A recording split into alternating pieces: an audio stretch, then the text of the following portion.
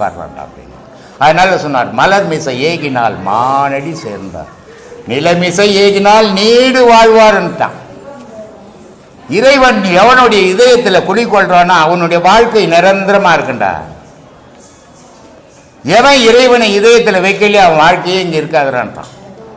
ஆஞ்சநேயர் ராமனையும் சீதையும் இதயத்தில் வச்சதால ராமனை விட பக்தி ஆஞ்சநேயர் பக்தன் தான் அதிகம் இந்தியாவில், இல்லையா? அது மாதிரி அந்த கடவுளை உள்ளத்தில் உட்கார வச்சுக்கணும். வள்ளுவ காலத்திலேருந்து எத்தனை ராஜாக்கள் இருந்திருப்பான், எத்தனை பணக்காரன் இருந்திருப்பான், எத்தனை ஜமீன்தார் இருப்பான். யாரை பற்றி நம்ம பேசுகிறோமா?